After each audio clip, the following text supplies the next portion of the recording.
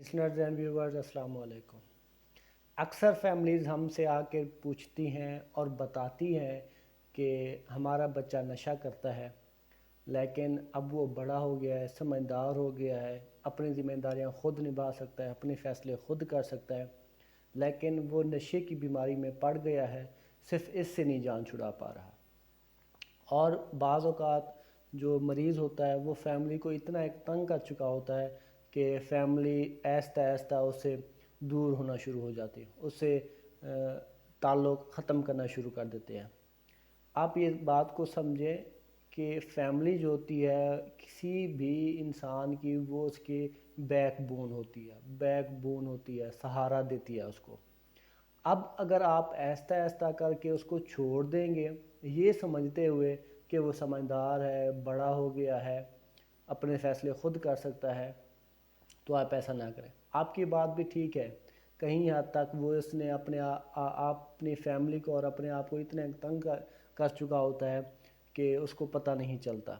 वो रवैया उसका ख़राब हो जाता है, वो सोच ख़राब हो जाती है, उसकी लड़ाई झगड़ा करता है, शक शुबा करता है, ऐसी ऐसी इल्ज़ामात लगाता है जो कि एक इंसान, नॉर्मल इंसान एक्सेप्ट ही नहीं कर सकता। लेकिन वो आपका बच्चा है, इस बात को आपको समझना पड़ेगी। अगर आप उसके ऊपर इल्ज़ामात लगाते रहेंगे, उसके ऊपर नुक्ताचीनी करते रहेंगे, उसको डिग्रेड करते रहेंगे, तो फिर आपका बच्चा आपसे मज़ीद दूर हो जाएगा। ठीक है, वो नशा इस्तेमाल करता है, इसका मतलब ये नहीं कि आप उसको सारे छोड़ दें।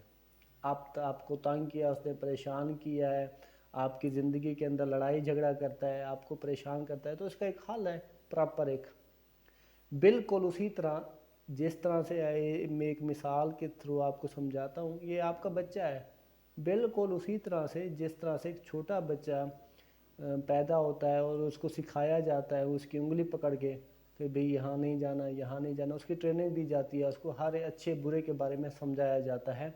बिल्कुल इसी तरह से आप अपने इस बड़े बच्चे को, जो कि नशे की बीमारी का शिकार हो गया है, इसको आपका हक बनता है, इसको भी आप सिखाएं, इसको भी आप ट्रेनिंग दें, बजाय इसके ऊपर इल्ज़ाम लगाएं, बजाय इसको डिग्रेड करें, इसके ऊपर नुक्ताचीनी करें। ऐसा ना करें।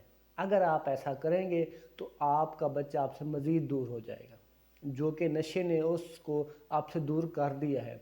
लेकिन इन बातों ने और जो आप उसके ऊपर इल्ज़ामात लगा रहे हैं, ये मज़ीद आपकी ज़िंदगी के अंदर मुश्किलात पैदा कर सकते हैं। आप ऐसा ना करें, उसको किसी साइकियाट्रिस्ट के पास, किसी साइकोलॉजिस्ट के पास लेकर जाएं, उसकी प्रॉपर एक ट्रेनिंग कराएं, ताकि वो और आप मिलकर एक फैमिली, अच्छी फैमिली की तरह ज़िंदगी गुजार सकें।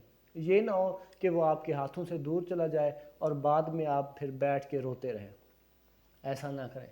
बाद में रोने से अच्छा है कि जो पहले रो रहे हैं थोड़ा सा उसको कम कर सकते हैं, वो आपको खुशियाँ दे सकता है, लेकिन वो जो खुशी है आप दोनों एक दूसरे को दे सकते हैं।